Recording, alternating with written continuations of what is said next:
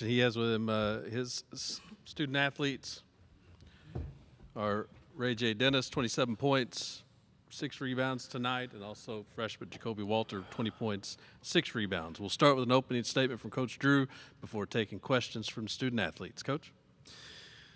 Well, the last game's never easy, but this group especially, it's hard because such a great group. Our staff has just loved being with them each and every day, and they've done such a great job representing Baylor basketball, our university, community.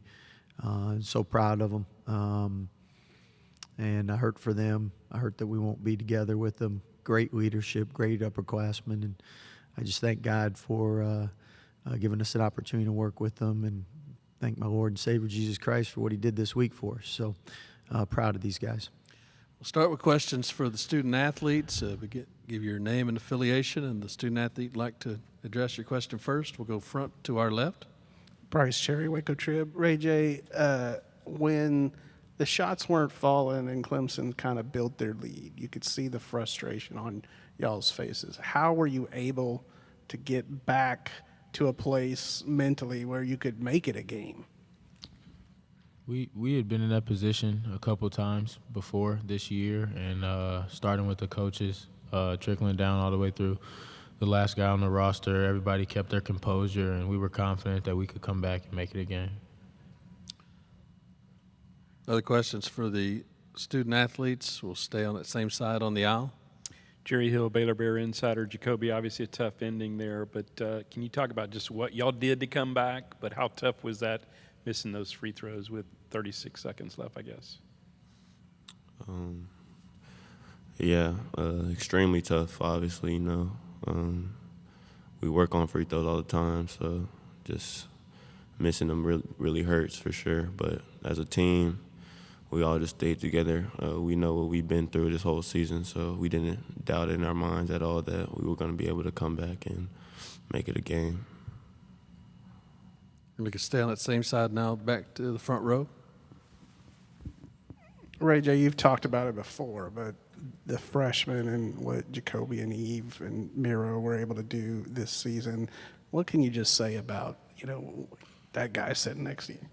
Yeah, also I should have said this earlier, but first I want to thank my Lord and Savior, Jesus Christ, and how blessed we are to be in this position. But, they've been great all year. They're the reason we were in position like we were today, that we were able to make it to the second round, and we had a 3 seed. They were huge all year. They didn't play like freshmen, and they'll have great careers for 10, 15 years, 20 years. Others for the student athletes. We're going to go to our far right. Ray J, just, coming to Baylor, I know it's maybe hard to find some perspective right now, but just how glad are you that you, came to this program, and what are you going to take away from it? We're really glad he did. No, I'm super glad I came here. Everybody always has expectations and the way they want something to end. But I couldn't ask for my 5th year to go any better and play for a better coach and have better teammates. I got brothers for the rest of my life. So I'm super excited that I came to Baylor, and I wouldn't change it for anything. On the front left. Jacoby, since last summer you guys have talked about how tight this team is. What can you just say about, kind of the brotherhood that you guys have on this team? It's definitely for life. Behind the scenes, I think we're the closest group in college. I don't doubt that at all. Our seniors, they've been leaders to all of us all year. Everybody on the team is just family for real. And it's just really tough just to, know that it's all over. But I know that our relationships are always going to last. Okay, we do have one on the far left side. Michael Haig, Baylor Lariat. Jacoby, there are one-and-dones who could, use college as just like a pit stop, but it seemed like you poured a lot into this place. What does that really mean to you? You've always kind of talked about, it's always about the team, that kind of thing. Yeah, it's home. The group of guys, the staff is just really hard, every game, I just wanted to put my body on the line because I just love my teammates so much, love the coaches so much. So I never looked ahead. I always just wanted to be in the moment because it's just really hard. We just had big plans, and I know we could have did them. On the aisle. Ray J, y'all were down 10 at halftime. What was the message, and then what got you going in that second half? I think you scored 21 of your 27 in the second half. Kind of reiterate what I said earlier. He came into halftime. We've been in positions like that all year. Coaches did a great job making sure we were battle tested and put in positions like that so we don't panic when we're down 10. And everybody stuck to the plan, and we stayed together, and we leaned on each other. And, that's how we were able to make it a game. With that, we will dismiss the student athletes. Gentlemen, thank you for your time. We will start taking questions for Coach Drew. We're going to start right in front of you on our right side, Coach. Terry Davis, Tri-State defender, a coach. In the first half, you could never get any traction going. Was it something you weren't able to do, or was something they were doing to keep you from getting on track? Could you repeat that, please? In the first half, you weren't able to get any traction going in the first half. Was it something you were not doing, or is it something they did to get you off a track? I think you got to credit their length. Defensively, they're very good. They always schematically, Brad does a great job, but their length.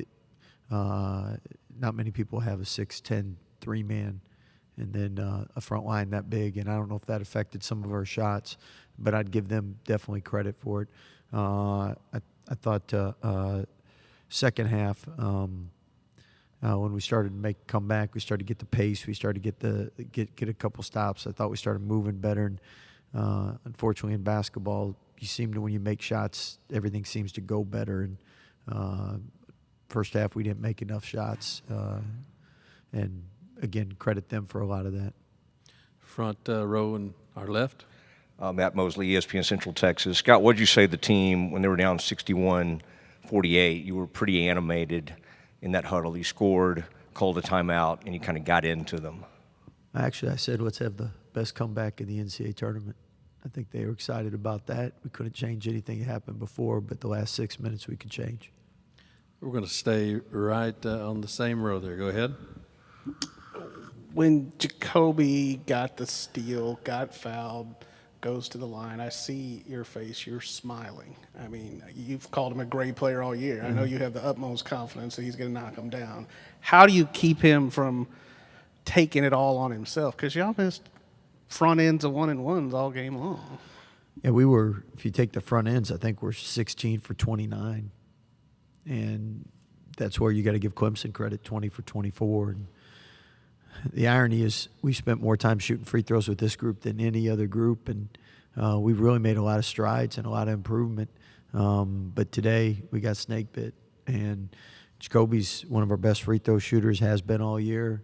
If it was late in the game, we'd try to get him the ball. So what I love about him and what makes him so special is the question was asked, a lot of one-and-dones. They don't unpack their bags. And, I mean,